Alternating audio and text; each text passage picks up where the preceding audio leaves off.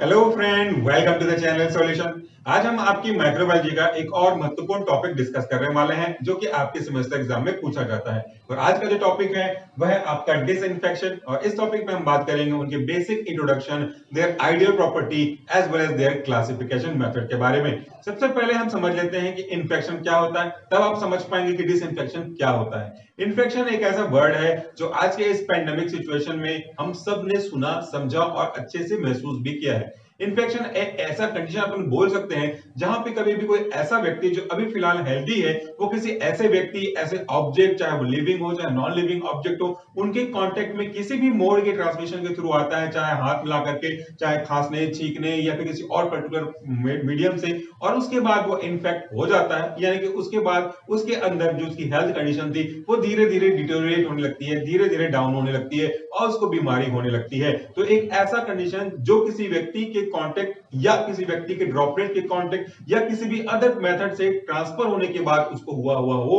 वो हमें कहते हैं, उसे हम कह सकते हैं इन्फेक्शन। तो ये हो गया हमारा सिंपल सा वर्ड इन्फेक्शन। इसके कई अलग अलग मोड हो सकते हैं, डायरेक्ट और इनडायरेक्ट। डायरेक्ट के अंदर अपन ये देख सकते हैं कि आप किस व्यक्ति से हाथ मिला रहे हैं, जिसमें पहले इस तरह से खांसा हो, उसके बाद आपसे वो हाथ मिला रहा हो, तो ड्रॉपलेट के थ्रू उनके जो पार्टिकल्स हैं वायरस के या फिर किसी पर्टिकुलर माइक्रोऑर्गेनिज्म के, वो उनके हाथों में आ गए होंगे। जब ये व्यक्ति किसी और के साथ हाथ मिलाएगा तो इनका जो कांटेक्ट होगा वो हाथ टू हाथ होगा। तो जो माइक्रोऑर्गेनिज्म प्रेजेंट होंगे वो डायरेक्टली उस व्यक्ति के हाथ में ट्रांसफर होंगे और वो व्यक्ति फ्यूचर में कभी फिर से किसी अपने पार्ट को छुएगा, आंखों को टच करेगा, मुंह को टच करेगा, तो वो जो पार्टिकल प्रेजेंट थे वायरस के या तो जो माइक्रोऑर्गेनिज्म प्रेजेंट थे as a form of bacteria, वो उस व्यक्ति में ट्रांसफर हो जाएंगे। अगर व्यक्ति बहुत पास में है और हम बात कर रहे हैं तो आपको शायद दिखाई ना दे रहा हो, पर ड्रॉपलेट्स निकल रहे हो तो वो उनके कांटेक्ट में आएंगे। अगर हम छींकते हैं, अगर हम खांसते हैं बिना कवर किए, तो भी ये ट्रांसफर कर सकते हैं। तो ये इन्फेक्शन के अलग अलग मोड हो सकते हैं। अब आपको समझना बहुत आसान हो जाएगा कि डिसइंफेक्शन का मतलब क्या होता है। डिसइंफेक्शन को दो वर्ड में तोड़ा गया है या तोड़ सकते हैं, वह है आपका डिस और दूसरा है आपका इन्फेक्शन। इन्फेक्शन के बारे में तो हमने देखा है कि जैसे कंटामिनेशन ड्यू टू माइक्रोऑर्गेनिज्म, और डिसइंफेक्शन का क्या मतलब होगा, एक ऐसा प्रोसेस जहां पे आप उस प्रक्रिया को रिमूव कर दोगे, उस प्रक्रिया को रोक दोगे या उस प्रक्रिया को हिंडर कर दोगे जिसके कारण से उस व्यक्ति की बॉडी में इंफेक्शन आ रहा है। इन शॉर्ट अगर सरल लैंग्वेज में बोलूं तो डिसइंफेक्शन एक ऐसा प्रोसेस है जहां पे हम इंफेक्शन को रोकने की कोशिश करते हैं, उस इंफेक्शन की वजह से हो सकने वाले हेल्थ इशू को रोकते हैं, या अगर हो सकने वाला है तो उसको as soon as possible eliminate करने की कोशिश करते हैं, या फ्यूचर में कभी वो हो ही ना उसके लिए सावधानी बरतने का काम करते हैं। सो ये दो तरीके से बात करता है, या तो वो हो चुका है तो उसको आप ट्रीट करने की कोशिश करोगे, या तो कोशिश करेंगे कि फ्यूचर में वो हो ही ना। ये कहता है हमारा डिसइंफेक्शन। लेकिन यहाँ पे दो टर्म ऐसे हैं जो आपस में चिपके हुए नजर आएंगे, ऐसा लगेगा कि हम दोनों के बारे में बात कर रहे हैं, पर दोनों में डिफरेंस क्या है वो आपको यहाँ पे मैं क्लियर कर दूं। तो ये देखिए, डिसइंफेक्शन का अगर मैं बात करूं एक लाइन में, तो प्रोसेस ऑफ डिस्ट्रक्शन और removal of pathogenic micro organism is this process is called disinfection. और ऐसे एजेंट, ऐसे केमिकल एजेंट बोलना ज्यादा अच्छा रहेगा, ऐसे केमिकल एजेंट जो इस प्रक्रिया को अंजाम देते हैं, यानी कि जो इस प्रक्रिया को करने का काम करते हैं, जो किसी भी दिए गए ऑब्जेक्ट से माइक्रोऑर्गेनिज्म को रिमूव करने का काम करते हैं, चाहे वो आपका हाथ हो, कोई नॉन लिविंग ऑब्जेक्ट हो जैसे टेबल, कुर्सी, फर्श, ये हो, इनसे कोई माइक्रोऑर्गेनिज्म को रिमूव करने का काम करे तो उन एजेंट को हम डिसइंफेक्टेंट बोलते हैं। ये आप याद रखिएगा। अब जब कभी भी हम डिसइंफेक्टेंट को यूज करते हैं किसी ऑब्जेक्ट के ऊपर और वो ऑब्जेक्ट अब प्रोसेस को पार कर चुका है, तो पार करने के बाद वो क्या कहलाएगा, आपका ऑब्जेक्ट कहलाएगा डिसइंफेक्टेड। अगर वो चीज पहले इन्फेक्टेड है, ये देखिए ये पेन है, अगर इस पेन पे मैं कुछ भी बातचीत कर रहा हूं, कुछ माइक्रोऑर्गेनिज्म चले गए होंगे, तो ये अभी पेन इन्फेक्टेड है किसी पर्टिकुलर वायरस से या किसी पर्टिकुलर माइक्रोऑर्गेनिज्म से, ऐसा अज्यूम करते हैं, और मैं इसके ऊपर डिसइंफेक्शन का प्रोसेस अप्लाई कर रहा हूं, अभी तो ये ऑब्जेक्ट कहलाएगा, तो मैं डिसइंफेक्शन के प्रोसेस को अप्लाई कर रहा हूं इसके ऊपर। लाइक आपका डिटॉल हो गया, आपका एथेनॉल हो गया, आपका लाइजोल हो गया, आपका आयोडीन हो गया, ऐसे कई एग्जांपल हम आगे आने वाले पार्ट्स में देखेंगे। तो ये जो कहलाएंगे, देखिए ये इस डिसइंफेक्टेंट को मैं इसके ऊपर अप्लाई कर रहा हूं, अप्लाई करने का जो प्रोसेस है ये डिसइंफेक्शन कहला रहा है। अब अप्लाई नहीं करने के पहले ये कंटामिनेटेड था, अप्लाई कर दिया, अप्लाई करने के बाद साफ सुथरा हो गया, माइक्रोऑर्गेनिज्म रिमूव हो गए, अब इस ऑब्जेक्ट को आप बोलोगे कि ये डिसइंफेक्टेड हो चुका है, यानी कि इसमें अब कोई भी ऐसे ऑर्गेनिज्म प्रेजेंट नहीं है जिनकी वजह से इंफेक्शन हुआ था या हो सकता था। तो ये चीजें हमारी कहलाती हैं डिसइंफेक्शन, डिसइंफेक्टेंट और डिसइंफेक्ट डिसइंफेक्टेंट के बाद डिसइंफेक्टेड, ये तीन टर्म हम इसको यूज कर सकते हैं। आगे बात करते हैं तो देखिए डिसइंफेक्टेंट का बेसिक पर्पस क्या होता है। डिसइंफेक्टेंट का बेसिक पर्पस होता है कि आपको दिए गए नॉन लिविंग इनएनिमेट ऑब्जेक्ट से माइक्रोऑर्गेनिज्म को रिमूव करना है। यहां पे देखिए if the object is inanimate और उसके पास लाइफलेस हो, उसके पास लाइफ ना हो, तो उस प्रोसेस को हम बोलते हैं डिसइंफेक्टेंट। याद रखिएगा चीजों को। जैसे आपके पास कोई फर्श है, हर घर में कभी न कभी ये चीजें यूज करती होंगी, जब आप पोछा लगाते हैं, किसी चीजों को डिकंटामिनेट करते हैं तो उसमें हम लाइजोल वगैरह यूज करते हैं, इसमें डेटॉल वगैरह हम डालते हैं या कोई भी और ऐसा केमिकल आयोडीन वगैरह डालते हैं। तो वो जो आप एजेंट डाल रहे हो, वो एजेंट किसको डिसइंफेक्ट करने का काम कर रहा है? फर्श को, टेबल को, कुर्सी को, ऐसे ऑब्जेक्ट को जिनमें लाइफ नहीं है, यानी कि निर्जीव वस्तुओं को, लाइफलेस वस्तुओं को वो डिकंटामिनेट करने का काम कर रहा है, डिसइंफेक्ट करने का काम कर रहा है। तो ऐसे एजेंट को हम बोलेंगे डिसइंफेक्टेंट। यहां पे एजेंट तो हुआ, लेकिन एजेंट किसके लिए एप्लीकेबल है? इनएनिमेट या लाइफलेस चीजों के लिए। लेकिन दूसरी तरफ ये देखिए एंटीसेप्टिक। ये क्वेश्चन आपके एमसीक्यूज टाइप के क्वेश्चन में पूछे जाएंगे, बहुत ही इंपॉर्टेंट है। वाइवा में तो ये आपका एक पसंदीदा क्वेश्चन होता है एक्सटर्नल का, अगर वो माइक्रोबायोलॉजी से रिलेटेड करते हैं। तो देखिए एंटीसेप्टिक हमने कई बार यूज किया है। किस पे यूज किया है आपने एंटीसेप्टिक? बोरोलिन हो गया, बोरो प्लस हो गया, बीटाडीन वगैरह हो गया। इसको आपने किस पे अप्लाई किया है? टेबल पे, कुर्सी पे, किस पे? ऑब्वियसली आपने अपने बॉडी के किसी पर्टिकुलर पार्ट पे यूज किया होगा। सो एंटीसेप्टिक कहने का मतलब होता है एक ऐसा एजेंट जो कि इंफेक्शन को रोकने का काम तो कर रहा होगा, लेकिन उसका जो एप्लीकेशन है वो एनिमेट ऑब्जेक्ट यानी कि लिविंग ऑब्जेक्ट यानी कि हमारे या किसी पर्टिकुलर एनिमल पे कर रहे होंगे, तो उस एजेंट को हम बोलेंगे एंटीसेप्टिक। ये डिसइंफेक्टेंट और एंटीसेप्टिक काम वही कर रहे हैं, दोनों का काम है इन्फेक्शन को कॉज करने वाले माइक्रोऑर्गेनिज्म से आपको या उस पर्टिकुलर ऑब्जेक्ट को बचाना। लेकिन जिस ऑब्जेक्ट के ऊपर अप्लाई करने वाले हैं, उस ऑब्जेक्ट के नेचर के ऊपर इनका नाम अलग अलग हो गया है। अगर मैं उस एजेंट को यूज करता हूं जिसमें कोई लाइफ नहीं है, वो डिसइंफेक्टेंट कहलाएगा। अगर किसी लिविंग ऑर्गेनिज्म पे अप्लाई कर रहे हैं तो वह आपका एंटीसेप्टिक कहलाएगा। कभी कभी ऐसी चीजें भी देखने को मिलती हैं जो दोनों पे एप्लीकेबल हैं, यानी कि आपका डेटॉल या आपका आयोडीन। डेटॉल आप अपनी बॉडी पे भी लगा सकते हैं, कहीं पे कट पट होता है तो आप कपड़ों को भी डी इंफेक्टेड करने के लिए यूज कर सकते हैं। आप डेटॉल को फर्श पे भी लगा सकते हैं। आयोडीन का सॉल्यूशन टिंचर के फॉर्म में आप अपने ऊपर भी लगा सकते हैं, किसी एनिमल के ऊपर भी लगा सकते हैं। और उसी आयोडीन का किसी नॉन लिविंग ऑर्गेनिज्म, जैसे कि आपके कोई ऑपरेशन करने के लिए जो यूटेंसिल्स यूज होते हैं, फर्श जो यूज होती है ऑपरेशन थिएटर की, इनको डीकंटामिनेट करने के लिए भी आप यूज कर सकते हैं। तो वो दोनों के लिए किसी न किसी तरीके से एप्लीकेबल होते हैं, बट इनकी संख्या थोड़ी सी कम होती है। अगर आप स्पेसिफिकली बोलोगे तो ये दो टर्म आपके लिए काफी इंपॉर्टेंट होगा। आगे बात करते हैं कुछ specific desirable property of disinfectant और एंटीसेप्टिक। देखिए ये बहुत ही कॉमन सी बात है, जब आप फर्स्ट सेमेस्टर में रहे होंगे तब भी हमने पढ़ा हुआ है एंटासिड के केस में या काफी चीजों के केस में, कि हम जब किसी एजेंट के बारे में बात करते हैं तो उस एजेंट से एक्सपेक्ट करते हैं कि उसके अंदर ये क्वालिटी होनी चाहिए। अपन तो ये भी एक्सपेक्ट करते हैं कि 100% सेफ होना चाहिए, 0% साइड इफेक्ट हो या 0% कुछ प्रॉब्लम हो, या कोई अगर आप आदमी की तुलना में बात करते हैं तो हम अपने बच्चों से या फिर अपने किसी पर्टिकुलर फ्रेंड से एक्सपेक्ट करते हैं कि बहुत ही अच्छा हो, लाख गुना अच्छा हो, उसमें कोई बुराइयां नहीं हो। ये तो थ्योरेटिकल है ना, ये तो हम चाहते हैं ना, हम ये सोचते हैं, लेकिन ऐसा कभी पॉसिबल हुआ है आज तक किसी व्यक्ति में कोई बुराई ना रही हो? वैसा ही अगर कोई आप मेडिसिन बात करते हो, कोई सा ऐसा एजेंट के बारे में बात करते हो, तो उसमें 100% सब कुछ अच्छा का अच्छा हो जाए, ये तो पॉसिबल नहीं है। हाँ, ये हो सकता है कि मैक्सिमम अच्छी चीजें आ सके और मिनिमम से मिनिमम जो अवॉइडेबल चीजें हैं वो आ सके। तो मैक्सिमम सेफ और मिनिमम अनसेफ कैलकुलेशन में अपन आगे बढ़ सकते हैं। तो क्या क्या उम्मीदें रहती हैं ऐसे एजेंट से जो या तो डिसइंफेक्शन का काम करेगा या तो एंटीसेप्टिक का काम करेगा? यहां पे कुछ 9 पॉइंट्स मैंने यहां पे कोट किए हैं, सबको मैं आपको एक्सप्लेन करता हूं। पहला पॉइंट है able to kill all forms of microorganism in dilute form. मतलब एक ऐसा एजेंट जो कि डिसइंफेक्शन या आपका एंटीसेप्टिक बनने के योग्य होगा, उसके अंदर ऐसी प्रॉपर्टी होगी कि वो माइक्रोऑर्गेनिज्म के सभी फॉर्म को किल करने की एबिलिटी रखता हो। लेकिन किस फॉर्म में? डाइल्यूट फॉर्म में। इसका क्या मतलब है? अगर कभी कोई ऐसा एजेंट बहुत ज्यादा कंसंट्रेटेड में ये इफेक्ट दे तो वो भी कहलाएगा, कहलाने की बात नहीं कि नहीं कहलाएगा, लेकिन उससे क्या फायदा? हम कोशिश करते हैं कि मिनिमम से मिनिमम कंसंट्रेशन पे वो अपना इफेक्ट शो करे ताकि हायर कंसंट्रेशन पे जाने की जरूरत नहीं पड़े। जैसा मैंने कहा कि हायर कंसंट्रेशन की ओर अगर आप मूव करते हैं तो डेफिनेटली उसके साइड इफेक्ट या अनवांटेड इफेक्ट की संभावना उतनी ही बढ़ती जाएगी। सो वी हैव टू कोशिश ये करनी चाहिए कि आपका जो माइक्रो ऑर्गेनिज्म को क्लीन करने की प्रॉपर्टी रखते हैं डिसइंफेक्टेंट या एंटीसेप्टिक, वो मिनिमम कंसंट्रेशन पे different forms of micro organism को क्लीन करने की एबिलिटी रखे, चाहे वो स्पोर के फॉर्म में हो, चाहे वो जेर्मेटन के फॉर्म में हो, यानी कि वेजिटेटिव फॉर्म में क्यों ना हो, इनको वो किल कर सके। ऐसा कोशिश अपन को करना चाहिए, पर शायद ये पॉसिबल पूरी तरह से नहीं होता। अगला है should have wide spectrum of activity. ये एक इंपॉर्टेंट टर्म्स है।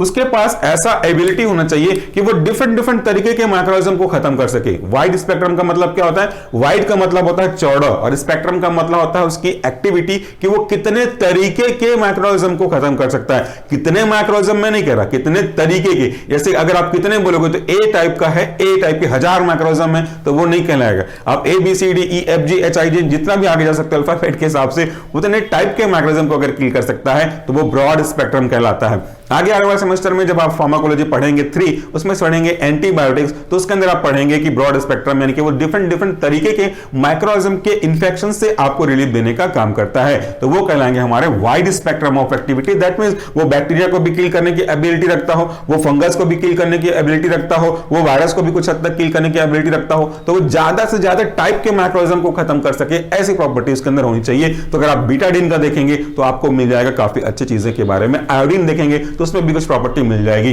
आगे बात करते हैं, the efficacy should not be reduce in the presence of organic material like blood, पस और फीकल मटेरियल। ये बहुत ही इंपॉर्टेंट है, फार्माकोलॉजी का भी टॉपिक इसी में कंक्लूड हो जाएगा। जब आप किसी ऐसे एंटीबायोटिक के बारे में बात करते हो, अब ये जो चीजें हैं वो एंटीबायोटिक के रेस्पेक्ट में हुई, सॉरी एंटीसेप्टिक के रेस्पेक्ट में हम बात कर रहे हैं। जब कभी भी हमारे कहीं भी बॉडी पे घाव होता है, वहां पे पस निकलता है, या वहां पे अगर ब्लड है तो या भी किसी अदर तरीके का ऑर्गेनिक मटेरियल प्रेजेंट है, वहां पे अगर आप एंटीबायोटिक को लगाते हो तो हो सकता है, एंटीसेप्टिक को लगाते हैं अगर, तो हो सकता है कि वो अपना असर ना दिखा पाए। क्यों? क्योंकि कई तरीके के ऐसे माइक्रोऑर्गेनिज्म प्रेजेंट होते हैं जो आपके घाव में प्रेजेंट ऑर्गेनिक मटेरियल, प्रेजेंट पस से पाबा को यूज करते हैं। पाबा क्या होता है आगे जानेंगे आप। पैरा अमाइनो बेंजोइक एसिड होता है जिसको माइक्रोऑर्गेनिज्म अपने लिए यूज करते हैं। जो आप एंटीबायोटिक यूज करते हो वो आपका एंटीबायोटिक इंटरनली, अगर मैं बात, अभी मैं एग्जैक्टली एंटीबायोटिक की बात कर रहा हूं, वो आपके उस पाबा के यूटिलाइजेशन को रोक देते हैं। लेकिन कुछ बैक्टीरिया उस घाव में प्रेजेंट पाबा को यूज करके सर्वाइव कर लेते हैं, तो आपके दवाई का असर नहीं पड़ता। वैसे ही जो एंटीसेप्टिक अप्लाई करते हैं वो उस माइक्रोऑर्गेनिज्म को खत्म करता है जो पाबा को यूज करता है। तो वो पाबा आपके उस एंटीबायोटिक की मदद से तो यूज नहीं हो पाएगा, एंटीसेप्टिक की वजह से यूज नहीं हो पाएगा, लेकिन पस से वो यूज कर लेते हैं। तो मैक्सिमम ऐसे जो आपके डिसइंफेक्टेंट होते हैं या फिर आपके एंटीसेप्टिक होते हैं वो पस के प्रोसेस में इफेक्टिव नहीं होते। इसीलिए हमारा जो एक टारगेट है कि वो आपके इनके कारण से अफेक्ट नहीं होना चाहिए। किनकी वजह से? ऑर्गेनिक मटेरियल, जिनके अंदर मेनली आते हैं आपका ब्लड, पस और फीकल मटेरियल, इनके प्रेजेंस में भी उसका असर खत्म ना हो, कम ना हो, ये बहुत ही इंपॉर्टेंट बात होती है। आगे देखिए, should be non toxic to human और एनिमल एंड नॉन ऑफेंसिव। ये जो ड्रग आप यूज करने वाले हो वो टॉक्सिक नहीं होना चाहिए। ऐसा लग रहा है कि आपने उसको अप्लाई तो किया, भले ही ठीक कर दे रहा है घाव को, लेकिन वो आपको कोई टॉक्सिसिटी अप्लाई कर रहा है आपके ऊपर, एनिमल के ऊपर,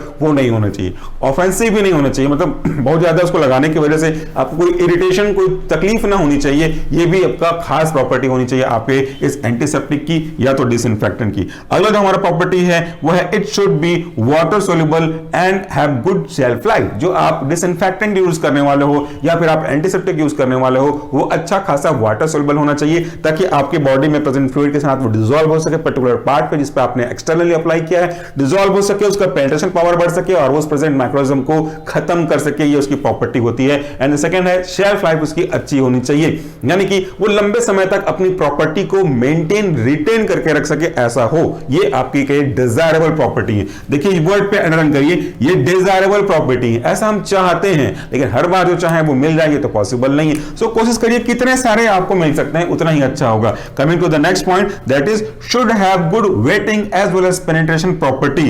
and there is very very important, wetting and penetration property का मतलब क्या होता है कि अगर मैंने उसे ऊपर में अप्लाई किया है, अब वो ऊपर ही ऊपर रह जाए, वो आपके आसपास की चीजों को डिप ना कर दे दे या वो आप टिश्यू के अंदर पेनिट्रेट ना करे तो उसको यूज करने का क्या फायदा है। और उसके अंदर अगर गुड पेनिट्रेशन प्रॉपर्टी होगी तो अप्लाई करने के बाद वो अंदर पेनिट्रेट करेगा, माइक्रोऑर्गेनिज्म के सेल में पहुंचेगा, उसके डिफरेंट मेटाबॉलिक पाथवे को या फिर depending upon the mechanism of action of that particular agent either disinfectant और एंटीसेप्टिक, वो उस मैकेनिज्म को खत्म करेगा। So penetration property is very important. Penetration का मतलब होता है अंदर तक पहुंच करके उसको खत्म करना, ये एक इंपॉर्टेंट प्रॉपर्टी में से है।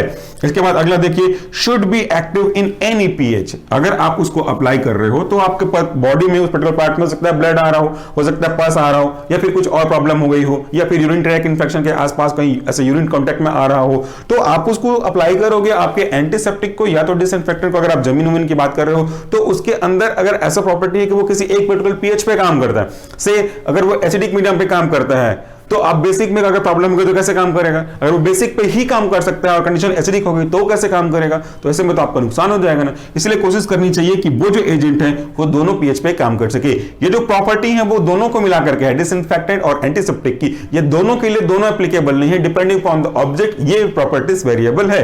इसके बाद आगे बात करते हैं, should be economic and easily available. ये तो बहुत कॉमन सी प्रॉपर्टी है कि वो ऐसा हो जिसको कोई भी कॉमन व्यक्ति अफोर्ड कर सके, सस्ता हो और हर जगह मिल सकता हो, ये इसकी प्रॉपर्टी होनी चाहिए। पता चल रहा है कि बहुत ज्यादा महंगा है या फिर इजीली इसको मिल नहीं रहा हो तो फिर वो किसी काम का नहीं होगा। अगला है, it should not be separate on standing. अगर आप उसको अप्लाई कर रहे हो उस पर्टिकुलर पार्ट पे अपने उस मैकेनिज्म को खत्म करने के लिए, तो कुछ समय बाद ऐसा ना हो कि वो पार्टिकल सेपरेट आउट हो जाए। जैसे एग्जांपल के लिए सपोज आपको बोलता हूं, हालांकि इसका कोई लेना देना इससे नहीं है, कि अगर दूध फट जाते हैं तो दूध के जो आपस में एक पार्टिकल्स होते हैं प्रोटीन के, वो अलग अलग होने लगते हैं, तो फिर वो हमारे लिए काम का नहीं होता। सो अगर आप ड्रग के साथ जो स्पेसिफिक तरीके से आपने एडिटिव यूज किए हुए हैं उसके पर्टिकुलर डोजेस फॉर्म के अकॉर्डिंगली, तो वो अगर सेपरेट आउट हो जाए, मतलब वो एक प्रकार से बोल लीजिए उसकी क्वालिटी डिटोरिएट हो रही है, वैसा भी नहीं होना चाहिए। वो इंटीग्रेट होना चाहिए, अपने फॉर्म में प्रेजेंट होना चाहिए, तब जाकर के वो अपना असर दिखा पाएगा एज अ डिसइंफेक्टेंट और एंटीसेप्टिक। तो ये हो गया कुछ आइडियल प्रॉपर्टी जो उसके पास होनी चाहिए। चलिए मूव करते हैं सेकंड व्हाइट बोर्ड सेक्शन में, जहां पे हम देखेंगे उनके डिफरेंट तरीके जिनके हिसाब से हम उनको क्लासिफाई कर सकते हैं, and that is very important. और उसको हम आपको डिफरेंट 2-3 बुक को मिला करके क्लासिफिकेशन के मेथड को एक्सप्लेन करेंगे। आइए देखते हैं।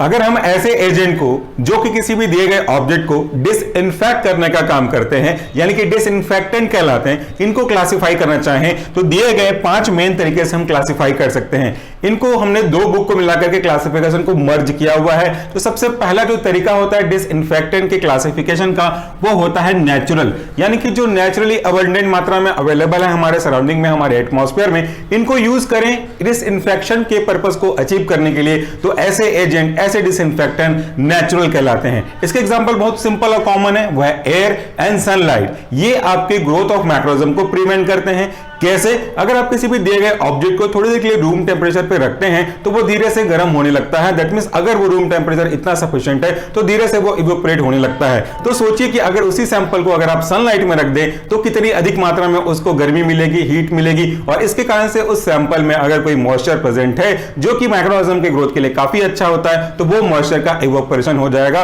वो ड्राई हो जाएगा और आप उस पर्टिकुलर ऑब्जेक्ट को थोड़ा सा डिसइंफेक्ट करने में काफी अच्छा पार्ट प्ले कर सकते हैं। दूसरा, जो सनलाइट होता है इसमें न केवल लाइट होती है बल्कि इसमें यूवी रेज भी होते हैं। तो ये जो यूवी रेज है वो डिसइंफेक्ट करने के लिए काफी यूजफुल होता है। तो ये 2 तरीके से हम इसको यूज कर सकते हैं। एयर का जो कॉन्सेप्ट है वो ऐसा है कि किसी भी आप चीजों को अगर आप एयर के प्रेजेंस में रखते हैं तो एयर उनको सुखाने का काम करती है। एयर और हीट यानी कि एयर और सनलाइट दोनों मिलकर के आपके दिए गए ऑब्जेक्ट को प्रोटेक्ट करेंगे माइक्रोऑर्गेनिज्म के द्वारा कंटामिनेट या स्पॉइल कर दिए जाने की घटना से। इसके बाद जो हमारा दूसरा टाइप ऑफ डिसइंफेक्टेंट का है वह है आपका फिजिकल, और इसके अंतर्गत जो मेन एग्जांपल आते हैं वह आपका ड्राई हीट, मॉइस्ट हीट, और इन दोनों को हमने पढ़ा हुआ है आपके स्टरलाइजेशन के केस में। साथ साथ जो रेडिएशन मेथड है इसे भी हमने पढ़ा हुआ है स्टरलाइजेशन में, काफी डिटेल से विद एग्जांपल हमने अपलोड किए हुए हैं। सो अगर आप चाहते हैं कि इनको अच्छे से देखें समझें तो आप इसी वीडियो के डिस्क्रिप्शन बॉक्स में जो आपके पार्ट दिए गए हैं इनको देख सकते हैं, या तो फिर आप सीधा माइक्रोबायोलॉजी के प्लेलिस्ट में आ सकते हैं। अगला है हमारा केमिकल मेथड, जो ज्यादातर यूज किया जाता है डिसइंफेक्शन के पर्पस को अचीव करने के लिए। उसके अंदर के मेन एग्जांपल उनको उनके स्टेट के हिसाब से क्लासिफाई किया गया है, डिवाइड किया गया है। ये मेन स्टेट है आपके सॉलिड, दूसरा है आपका लिक्विड, और तीसरा है आपका गैस। इन तीनों में से कोई भी method depending upon the object या डिपेंडिंग अपॉन द सुटेबिलिटी आप यूज कर सकते हैं।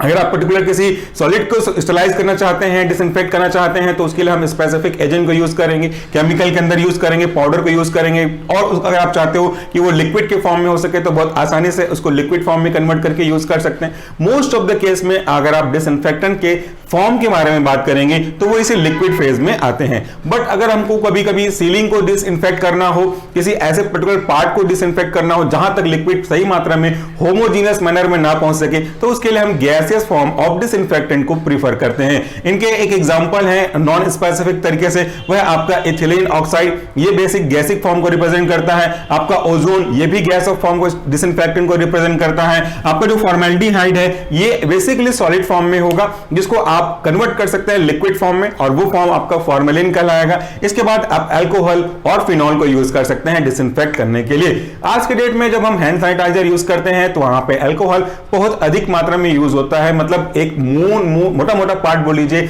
जो एक मेन पार्ट होता है डिसइंफेक्टेंट के रूप में सैनिटाइजर का, वो आपका एथेनॉल ही होता है, यानी कि अल्कोहल ही होता है। फिनॉल के डिफरेंट डेरिवेटिव जो है हम अपने घर में फिनाइल के रूप में यूज करते हैं। आपका जो ओजोन है वो एक स्पेसिफिक लैबोरेटरी में कंटामिनेशन को दूर भगाने के लिए किया जाता है। इसके बाद हम बात करते हैं तो अगला जो क्लासिफिकेशन है आपके डिसइंफेक्टेंट का, वो है based on spectrum of activity, यानी कि कौन सा डिसइंफेक्टेंट कितने तरीके के माइक्रोऑर्गेनिज्म के फॉर्म को हटाने में मदद कर सकता है, डिसइंफेक्शन के रूप में यूज कर सकते हैं। तो उनको उनके स्पेक्ट्रम का मतलब मैंने आपको समझाया भी था, उसके हिसाब से 3 क्लास में क्लासिफाई कर सकते हैं। पहला होता है आपका लो स्पेक्ट्रम ऑफ एक्टिविटी, या इसी को हम लोग बोल सकते हैं नैरो स्पेक्ट्रम ऑफ एक्टिविटी। दूसरा होता है इंटरमीडिएट स्पेक्ट्रम ऑफ एक्टिविटी, और तीसरा होता है वाइड स्पेक्ट्रम ऑफ एक्टिविटी, या तो इसी को आप बोल सकते हो हाई स्पेक्ट्रम ऑफ एक्टिविटी। लो और हाई यानी कि नैरो और ब्रॉड के बीच में जो कैटेगराइज होगा उसे हम इंटरमीडिएट स्पेक्ट्रम ऑफ एक्टिविटी बोल सकते हैं। अगला जो क्लासिफिकेशन है ये बहुत ही महत्वपूर्ण है, और आने वाले नेक्स्ट पार्ट में इसी के हिसाब से सिलेबस के अकॉर्डिंग हम अपना पढ़ाई स्टार्ट करेंगे। यह है classification of disinfectant according to their mechanism of action. चूंकि आप माइक्रोबायोलॉजी पढ़ रहे हैं इसलिए मैं आपको एक चीज और समझा दूं, मैकेनिज्म ऑफ एक्शन का मतलब क्या होता है। मैकेनिज्म ऑफ एक्शन कहने का मतलब होता है कि कोई भी पर्टिकुलर ऑब्जेक्ट जिसको आप डिसइंफेक्ट करना चाहते हैं, इसको डिसइंफेक्ट करने के लिए जिस डिसइंफेक्टेंट का आप यूज करेंगे, जिस केमिकल एजेंट का यूज करेंगे, वो किस तरीके से आपके दिए गए ऑब्जेक्ट में से माइक्रोऑर्गेनिज्म को रिमूव करने का काम करता है, यानी कि उसका तरीका क्या है, ये तरीका क्या है, इसकी स्टडी कराती है आपका मैकेनिज्म ऑफ एक्शन। सो अगर हम डिसइंफेक्टेंट को उनके मैकेनिज्म के हिसाब से क्लासिफाई करना चाहते हैं तो काफी सारे पार्ट में अपन क्लासिफाई कर सकते हैं, या यूं बोलो कि काफी सारे सब टाइप में अकॉर्डिंग टू देयर MOA हम क्लासिफाई कर सकते हैं। पहला जो है वह आपका एक्शन ऑन मेम्ब्रेन। अगर आपका जो डिसइंफेक्टेंट है वो आपके दिए गए ऑब्जेक्ट में प्रेजेंट माइक्रो ऑर्गेनिज्म से, सपोज फॉर एग्जांपल बैक्टीरिया है, तो उस बैक्टीरिया की सेल मेम्ब्रेन पे अफेक्ट करेगा, उसके सेल मेम्ब्रेन में कोई ना कोई ऐसी एबनॉर्मलिटी क्रिएट करेगा जिससे वो बैक्टीरिया या वो माइक्रो ऑर्गेनिज्म अपना नॉर्मल और अपना जो पॉसिबल एक्टिविटी होती है सर्वाइवल के लिए वो पूरा ना कर पाए, तो इससे उस बैक्टीरिया की या उस माइक्रो ऑर्गेनिज्म की डेथ ऑन द स्पॉट हो जाएगी। तो ऐसे ही एजेंट को बोल सकते हैं, क्लासिफाई कर सकते हैं जो आपके मेम्ब्रेन पे काम करते हैं। इनके एग्जांपल है आपका अल्कोहल और डिटर्जेंट। कई एग्जांपल एक से अधिक कैटेगरी में बिलोंग करेंगे क्योंकि उनका मैकेनिज्म ऑफ एक्शन एक से ज्यादा हो सकता है।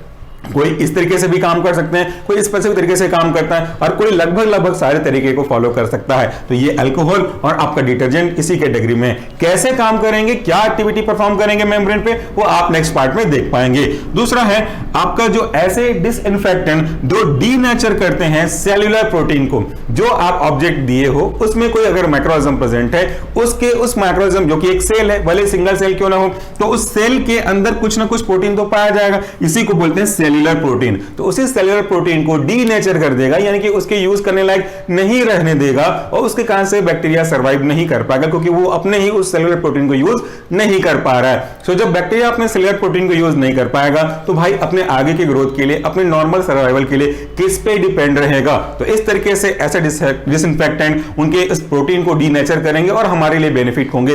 इसके एग्जांपल है आपका फिर से वही अल्कोहल और फिनॉल। अल्कोहल का प्रिंसिपल बहुत ही इंपॉर्टेंट है, उसका मैकेनिज्म बहुत इंपॉर्टेंट है आपके मेन एग्जाम के पॉइंट ऑफ व्यू से। फिनॉल हमने कई बार फिनाइल के रूप में अपने घर में यूज किया है। मोस्ट ऑफ द केसेस यही चीज यूज होता है सरफेस को डिसइंफेक्ट करने के लिए। आगे बात करते हैं तो उनका जो सब क्लासिफिकेशन है वो है action on essential sulphydryl group of the particular enzyme.